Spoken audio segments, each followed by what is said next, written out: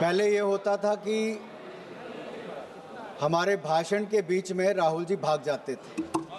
अब तो ये स्थिति आ गई कि पहले भागना शुरू कर दिया है, क्योंकि जिनको झूठ बोलने की आदत होती है वो ज़्यादा देर टिक नहीं पाते।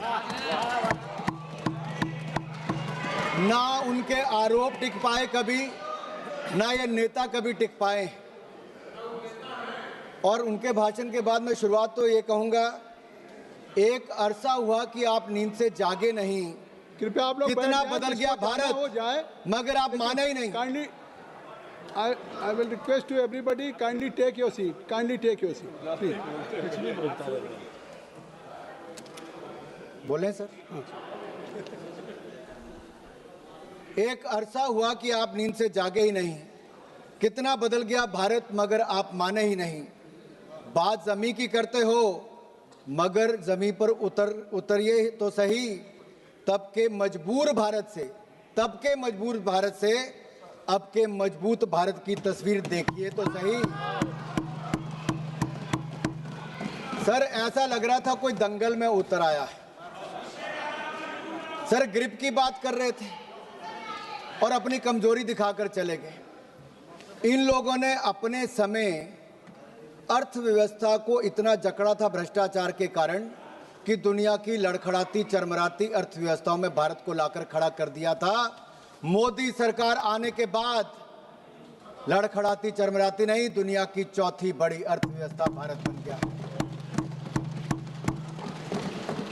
वो निर्मला जी की मुस्कुराहट की बात कर रहे थे। मोदी सरकार में एक के बाद एक ऐसा निर्णय हुआ है। आज महिला शक्ति को देखिए, देश की राष्ट्रपति भी महिला है और देश की वित्त मंत्री भी महिला है। 9 बार लगातार इतिहास रचने के लिए और देश को बजट देने के लिए मैं ऐतिहासिक बजट पर माननीय निर्मला सीतारमण जी को बहुत बहुत बधाई और साधुवाद देता हूं। केवल बजट ही नहीं दिया, 140 करोड़ भारतीयों को मुस्कुराने का आपने कारण दिया है। माननीय अध्यक्ष जी, मैं आभार प्रकट करता हूं नेता सदन और देश के प्रधानमंत्री मोदी जी का, जिन्होंने मुझे बोलने का अवसर दिया। देश की वित्त मंत्री महिला है और हमारे माताओं बहनों में बजट और बचत की जो समझ है वो भगवान का आशीर्वाद है। वे किचन भी संभालती हैं, सबकी ज़रूरतों को भी पूरा करती हैं, बचत भी करती हैं और भविष्य के लिए योजनाएं भी करती हैं, भविष्य के लिए पैसे भी बचाती हैं। हमारी माताएं बहनें ईज ऑफ मैनेजिंग बजट में निपुण हैं। हम भारतीय सनातन धर्म और समृद्ध परंपराओं को मानने वाले लोग हैं। संसार में 3 सबसे महत्वपूर्ण दायित्व हैं, ज्ञान, शक्ति और धन, जो मातृशक्ति के जिम्मे है। ज्ञान के स्वरूप में माता सरस्वती विराजमान है, शक्ति के रूप में माता दुर्गा विराजमान है और समृद्धि के रूप में माता लक्ष्मी धन, वैभव और कल्याण का आशीर्वाद देती है। अध्यक्ष, माननीय सभापति जी, अगर मैं कहूँ कि Indian women are born economist with rare foresight and are natural accountants by instinct, तो कहना गलत नहीं होगा। ये बजट सर्व मंगलकारी, सर्वजन हिताय, सर्वजन सुखाय वाला बजट है। Budget 2025-2026 is a continuation of a 12-year reform express that has moved India from policy paralysis to policy performance, from leakage to delivery, from megabytes to gigabytes, from megawatts to gigawatts, from corruption to confidence, from cut money towards kartavya. Earlier government ran schemes, this government runs systems. Earlier government distributed doles, this government builds capacity. Earlier there was a file movement, in this government there is fund movement. Under the leadership of Prime Minister Narendra Modi, this budget is a beacon of hope and progress for Viksit Bharat. It is aptly a grains to gigabytes, from Jan Vishwas to Jan Kalyan budget, transitioning India from traditional agriculture, that is grains, twinned with digital future, that is gigabytes, rooted in public trust, that is Jan Vishwas, and delivering universal welfare, that is Jan Kalyan. This is not just a physical document, sir. It is a roadmap for inclusive growth, fiscal prudence, and national rejuvenation. Budget में सबका जिक्र भी है और सबका फिक्र भी है। सरकार की सोच स्पष्ट है, कोई छूटे नहीं, कोई रूठे नहीं, सबके लिए इस बजट में कुछ ना कुछ है। जहां इनके समय विकास की पगडंडियां नहीं थी, वहां हम विकास की एक्सप्रेस लेके जा रहे हैं। यूपीए के 10 साल और एनडीए के 10 साल की बजट का तुलना करोगे तो इनका बजट ड्राइंग रूम में बनता था, हमारा जमीन से जुड़ा हुआ बजट है। इनका बजट पॉलिटिकल डॉक्यूमेंट था, मोदी सरकार का बजट सबकी भागीदारी वाला नेशनल मिशन है।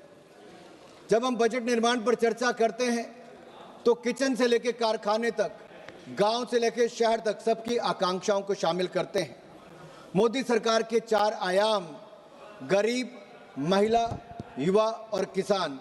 इसका मतलब है युवा की उड़ान, महिला का सम्मान और सशक्तिकरण, गरीब का उत्थान और किसानों की समृद्धि की प्रगति। ये 4 प्रमुख स्तंभ हैं। ये बातों का बजट नहीं, ये वादों का बजट नहीं, ये विश्वास और नवाचार का बजट है। ये विकसित भारत का बूस्टर डोज होने वाला बजट है। हमने इसके 3 कर्तव्य निश्चित किए हैं जो इसका आधार है: उत्पादकता को बढ़ावा, लोगों की आकांक्षाओं को पूरा करना और सबका विश्वास। इन 3 कर्तव्यों के निर्वहन के लिए जरूरी है, माननीय सभापति जी, हम स्ट्रक्चरल रिफॉर्म्स की गति को बरकरार रखें, इसे और भी अडेप्टिव और फॉरवर्ड लुकिंग बनाएं। दूसरा, हम फाइनेंशियल सेक्टर को और रोबस्ट और रिजिलियंट बनाएं। तीसरा, हम अपनी इकोनॉमी और economic activity and financial governance को आर्टिफिशियल इंटेलिजेंस एप्लीकेशन जैसी कटिंग एज टेक्नोलॉजी के साथ इंटीग्रेट करें। This budget carries forward the A to Z reform express running towards a विकसित Bharat.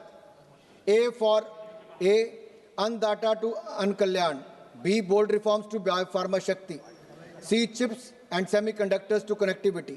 D, drones to digital India and defense modernization. E, education excellence to electronics and energy independence.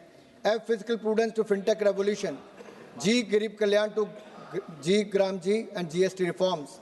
H, health revolution to housing for all. I, innovation to infrastructure and IT revolution and income tax reforms. G, Jan Dhan to Jal mission. K, Khelo India and Khadi rejuvenation to Kisan Samman. L, livelihoods to labor reforms. M, manufacturing and MSME to make in India and medical colleges. N, Nari Shakti to nutrition. O, orange economy to opportunity creation. P, policy and productivity to Purvodaya and Pragati.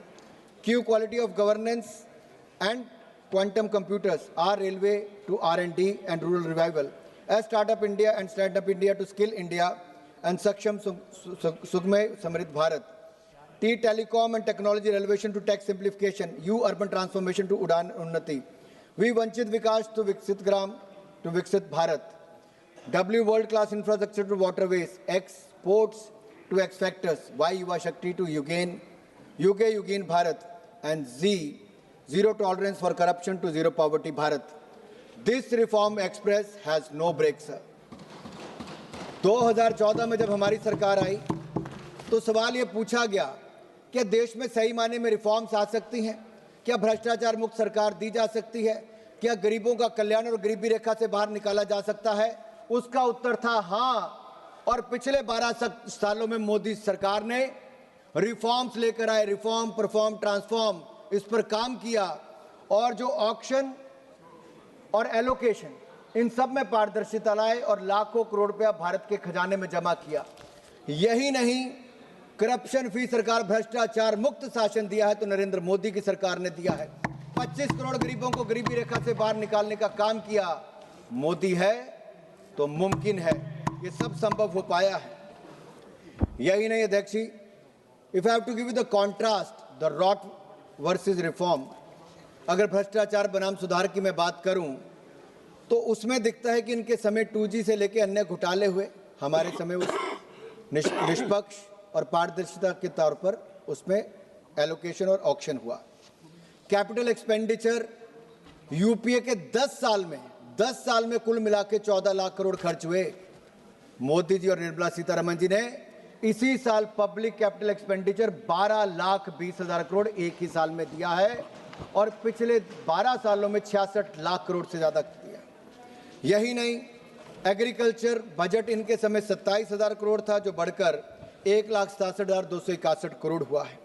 Per capita income इनके समय 74,000 करोड़ थी, आज बढ़कर 2,05,000 करोड़ हुई। गरीबी दर इनके समय 30% थी, जो आज कम होकर 11% हुई।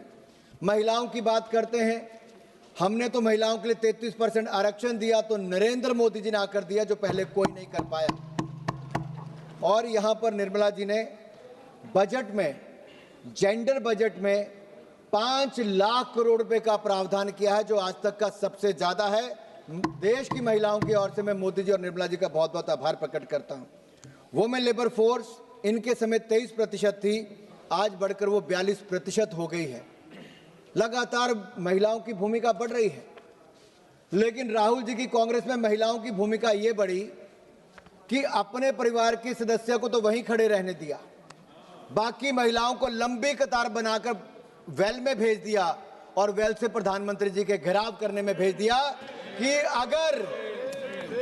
अगर निष्कासन हो तो राहुल जी चाहते बाकी महिला सांसदों का हो, उनके परिवार पर कोई ऐसा आरोप न लगे। यही नहीं, अगर मैं कुछ बातें आपको इस पे करूं तुलनात्मक के रूप में, यूपीए की सरकार में 2013-14 में डिफेंस का बजट था 1,45,000 करोड़, आज बढ़कर 7,50,000 करोड़ से ज्यादा हुआ। देश को सुरक्षित करने के लिए और आत्मनिर्भर करने के लिए मोदी सरकार ने डिफेंस में रिकॉर्ड बजट दिया है। ग्रामीण विकास के लिए 4 गुना ज्यादा बजट दिया पहले से। इसी तरह से एग्रीकल्चर में 27,000 करोड़ इनके समय बजट था एक साल का, आज 1,62,671 करोड़ है। एनर्जी की बात करते थे राहुल जी, 17,500 करोड़ रुपए आपके समय बजट था, आज 1,09,029 करोड़ रुपया बजट है। स्वास्थ्य आपके समय हाफ रहा था, क्योंकि केवल 37,000 करोड़ रुपए आपके समय बजट था, आज 1,04,599 करोड़ रुपया बजट मोदी सरकार में है। शहरी विकास 24,000 करोड़ आपके समय बजट था, आज 85,552 करोड़ रुपया बजट है। सोशल वेलफेयर, सामाजिक क्षेत्र में आप केवल 6,225 करोड़ देते थे, हमने 62,362 करोड़ रुपया दिया है। इनके समय अर्थव्यवस्था हाँफ रही थी, लेकिन फिजिकल प्रूडेंस क्या होता है हमने कह के किया। 4.5% हमने कहा था फिजिकल डेफिसिट होगा। मैं बधाई देता हूं निर्मला जी को, 4.5 नहीं 4.4% आपने अचीव किया है, आप बधाई के पात्र हैं। और अगले साल के लिए आपने 4.3% उसका तय किया है।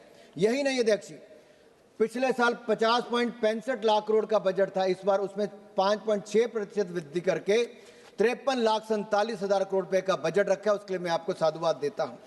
12 सेक्टरों पर आपने प्रमुखता फोकस किया है, बैंकिंग, आर्टिफिशियल इंटेलिजेंस और टेक्नोलॉजी, उद्योग, स्वास्थ्य, शिक्षा, महिला, पर्यटन, कृषि, रक्षा, ऊर्जा, रेलवे और परिवहन।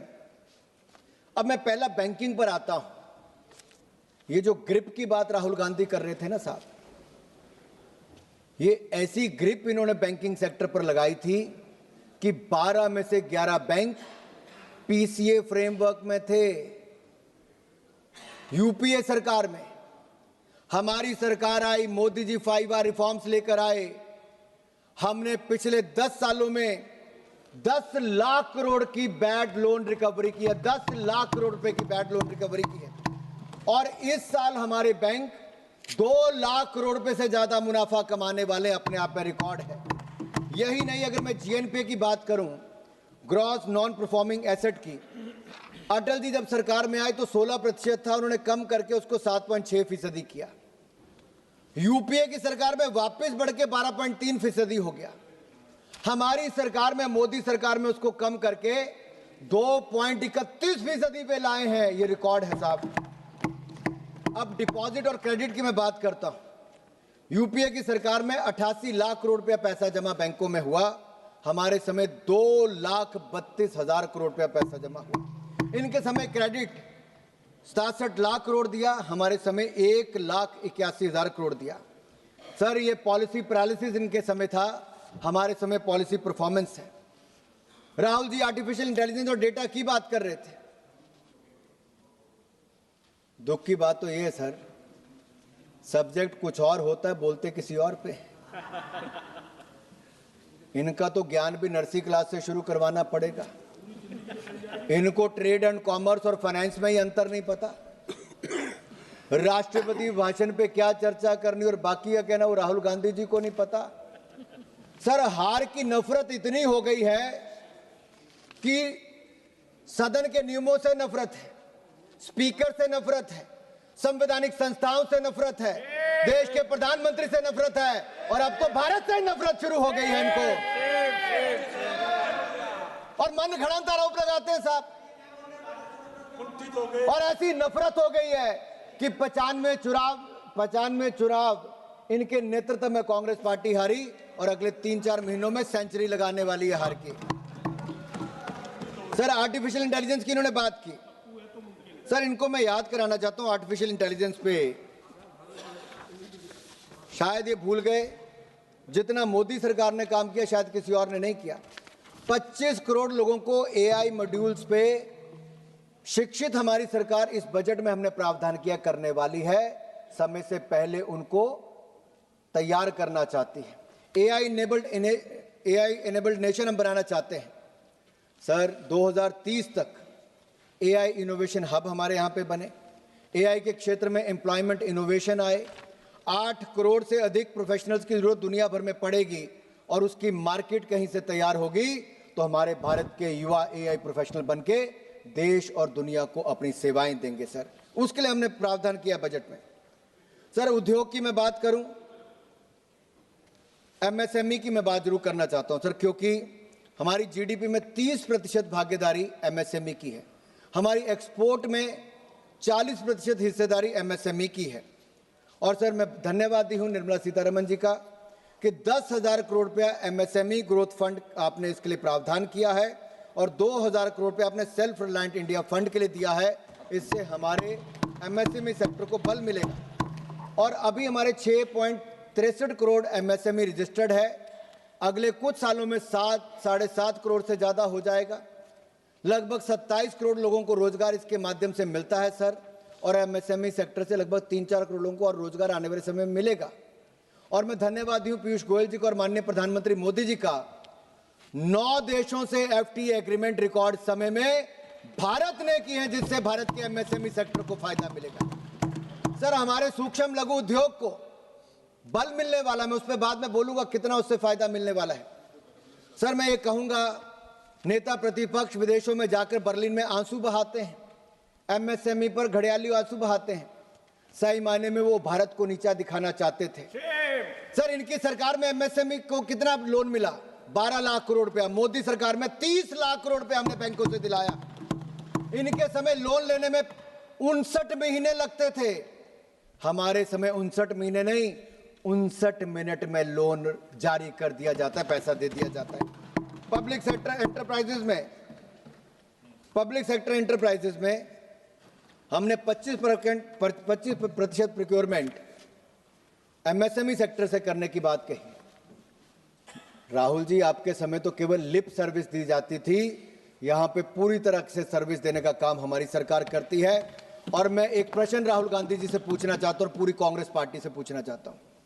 सर 2004 से 14 तक वो तो चले गए सर, वो कभी टिकते नहीं, जब हम बोलते हैं तो सामना नहीं कर पाते सर। तो कौन जवाब देगा? वो तो चले सर गए। सवाल जनता के आपके माध्यम से देश के सामने सर, क्या कांग्रेस का क्या था? सर 2004 से 14 तक इनकी सरकार रही और चाइना को इंडियन एमएसएमई के विरुद्ध क्या आप लोग सीक्रेट सर्विसेज देते रहे और बदले में राहुल गांधी फाउंडेशन में चंदा लेते रहे?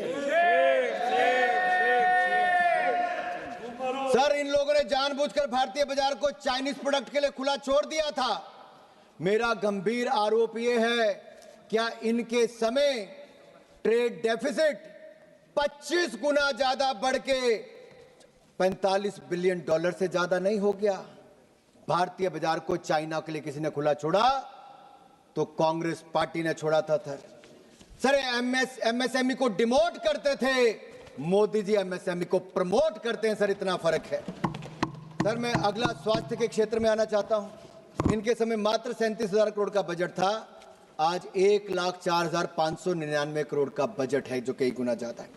सर हमने 3 all India institute of Ayurvedic sciences खोलने का निर्णय लिया है, 3 नए नाइपर खोलने का, 7 नाइपर को और उनकी क्षमता बढ़ाने का, 1,000 क्लिनिकल ट्रायल साइट का सर, और 2 नए राष्ट्रीय औषधीय शिक्षा और अनुसंधान संस्थान खोले जाएंगे सर। सर बायो फार्मा शक्ति यानी कि मैन्युफैक्चरिंग हम बायो फार्मा को बनाए, 10,000 करोड़ रुपए का प्रावधान सर हमने उसके लिए किया है। केमिकल सेक्टर हमारे यहाँ पर केमिकल मैन्युफैक्चरिंग के लिए सर अलग से प्रावधान किया है।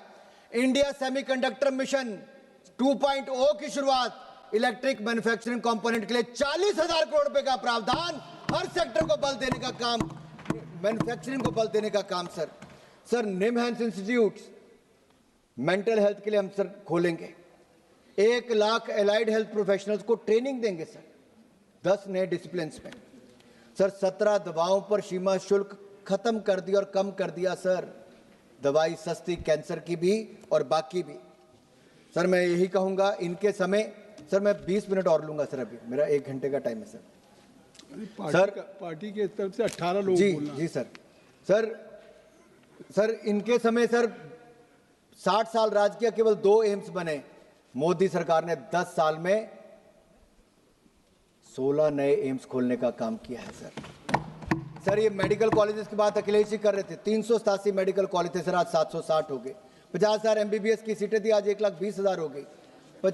32,000 PG की सीटें थी, आज 62,000 से ज्यादा हो गई सर। यही नहीं, अब 5 नए मेडिकल टूरिज्म हब के माध्यम से हम ऐसे सेंटर खोलने वाले हैं सर। शिक्षा के क्षेत्र में तो मैं बाद में आऊंगा, लेकिन आयुष्मान भारत कार्ड का इतना लाभ मिला कि 1,52,000 करोड़ रुपया आउट ऑफ पॉकेट जो खर्चा था वो देश की जनता का बचा और 12 करोड़ परिवारों को सीधा लाभ मिला और 86 लाख लोग जो 70 साल से ज्यादा उम्र के, उनको नया जोड़ दिया गया है सर जिन्होंने इसका विरोध किया, केजरीवाल जी हो, उनकी विदाई जनता दिल्ली ने कर दी। ममता बनर्जी ने विरोध किया था, ममता बनर्जी की विदाई भी वहां से तय है सर यही नहीं, शिक्षा पर ऑरेंज इकोनॉमी की बात, AVGC सेक्टर की हमने वो की, उसके लिए सर 15,000 स्कूलों में AVGC लैब खोली जाएंगी, 500 नए कॉलेज में सुविधा दी जाएगी। बच्चियों के लिए सर, गर्ल चाइल्ड के लिए हर जिले में हॉस्टल खोला जाएगा सर, इसके लिए बहुत बहुत धन्यवाद करता हूं। 5 यूनिवर्सिटी टाउनशिप्स खुलेंगी, नेशनल इंस्टीट्यूट ऑफ हॉस्पिटैलिटी खुलेगा, national institute of design eastern sector के लिए खुलेगा सर। यही नहीं सर, अगर मैं महिला की बात करूं तो हमने पिछली बार से ज्यादा 11.36% ज्यादा इस पर बजट दिया है। जेंडर रिस्पॉन्सिव बजट है सर, और इनके मुकाबले तो कई गुना ज्यादा है।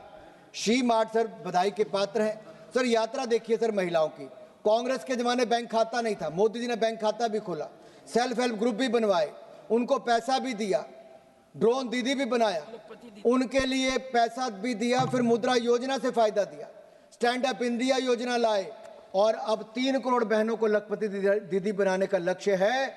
2 करोड़ बहनों को लखपति दीदी बना दिया है, लेकिन इन्होंने तो किसी को लखपति दीदी नहीं बनाया। कांग्रेस ने केवल बैनर पकड़ के यहाँ पे प्रधानमंत्री को बोलने नहीं दिया, उनका घेराव करने का काम किया है सर। ये किसानों की बात करते हैं सर मैं कहना चाहता हूं, MSP इनके समय पे कितना था सर? कुछ नहीं देते थे सर। ये इन्होंने 10 सालों में केवल 5 लाख करोड़ पे MSP खरीद की। मोदी सरकार में 12 सालों में लगभग 20 लाख करोड़ रुपया MSP खरीद पर खर्च किया सर। यही नहीं, PM किसान हमने 4 लाख करोड़ रुपया सीधा किसानों के खाते में डाला, किसान को समृद्ध संपन्न करने का काम किया सर। 1430 रुपया आए थी इनके समय किसानों की, आज 4,122 से 303 गुना ज्यादा होगी। स्वामीनाथन कमेटी रिपोर्ट इन्होंने लागू नहीं की सर, हमने लागू की है। Agriculture infrastructure fund 1 lakh crore रुपया मोदी सरकार ने दिया सर, ये हमने किया है, ये कुछ नहीं कर पाए। और यही नहीं सर, ये तो महिलाओं से वायदे करते, हिमाचल में भी किया था कि 1,500 रुपया देंगे, 3 साल हो गए कोई 1,500 रुपये नहीं दिया, ना कर्नाटक में दिया ना तेलंगाना में दिया।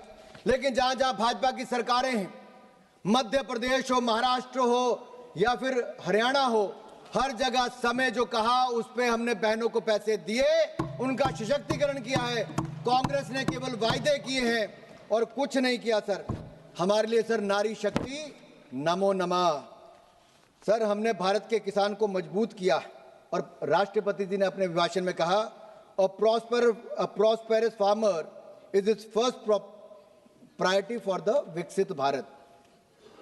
सर अगर आप आंकड़ा उठाकर देखिए, 4 लाख करोड़ रुपया 4,676 लाख मिलियन टन ये प्रोक्योरमेंट इनके समय हुई, हमारे समय 7,109 लाख मिलियन टन प्रोक्योरमेंट हुई सर। बजट हमने 27,000 करोड़ से इनके समय से बढ़ाकर 1,62,671 करोड़ रुपया कृषि का कर दिया। यही नहीं सर, अब हम AI टूल्स लेके आए ताकि किसानों को आर्टिफिशियल इंटेलिजेंस का लाभ मिले।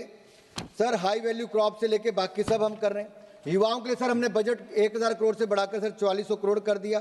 सर भारत खेलों में आगे बढ़े, हमने बजट को कई गुना बढ़ाया। 2030 में कॉमनवेल्थ गेम भी हम करवाएंगे और भारत का मान सम्मान बढ़ाएंगे। सर इनके समय एक नारा था कि ओलंपिक, सर कहते थे खेल खत्म पैसा हजम।